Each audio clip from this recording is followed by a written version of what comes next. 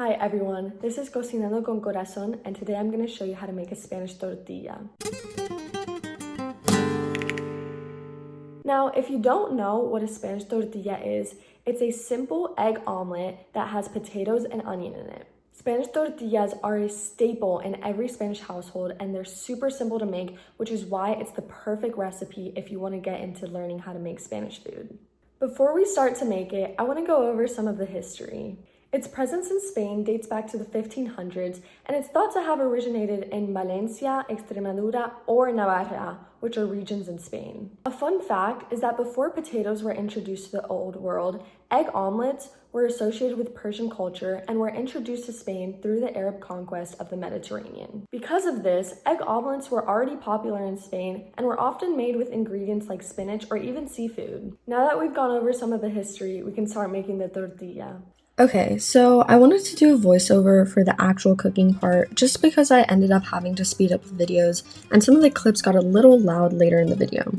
I'm also going to keep the ingredients list in the corner of this video while I cook, but you can also find the ingredients and directions in the video description.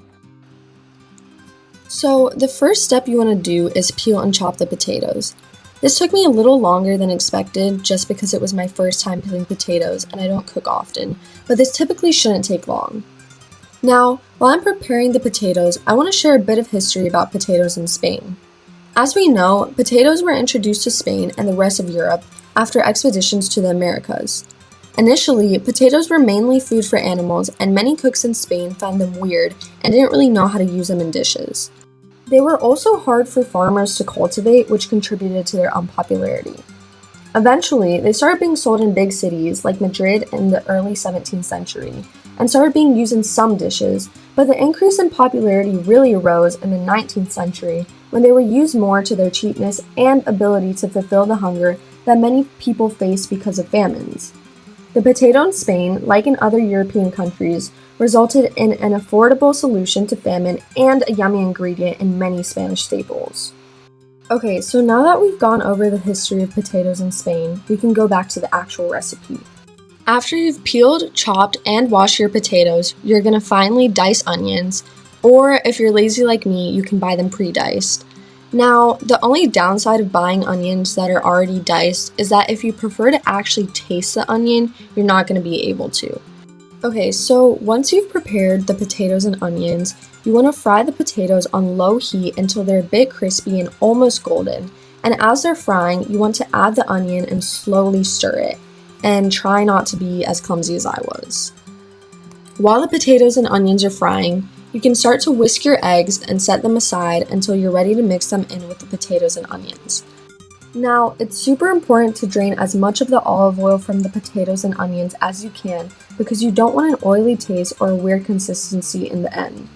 Once you've drained the oil, you can add the potatoes and onions into a large bowl with the whisked eggs. You can either add salt to the eggs and potatoes and onions separately, or you can add it all together, but make sure to add a lot.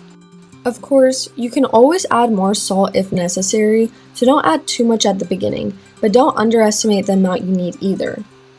Okay, so once you've mixed all the ingredients, you're ready to put the mixture into the pan. You don't have to add much oil for this part, especially if you have a non-stick pan, and you want to make sure it's on low heat. You can start pouring the mixture in the pan and flattening out the top once you do so. After that, you can wait for a minute or so and then flip it using a plate. I have to confess, my mom helped me with this part since it can be a little tricky if it's your first time.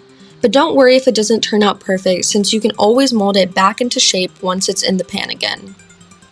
You typically want to flip it for a total of 4 times, but it's always good to watch for the sides when it starts to get golden. Personally, I don't like my tortilla to be very dry, but the consistency really depends on the person. The most important thing to look for is the golden yellow outside. Once you flip the tortilla to get your desired consistency, it's time to serve. I typically cut it in slices that kind of resembles a cake, but you can also cut it into little cubes if you're serving it as a tapa.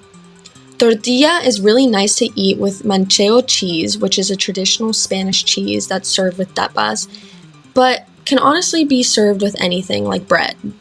I hope this video was helpful, and I hope to see y'all next time. Thanks for watching!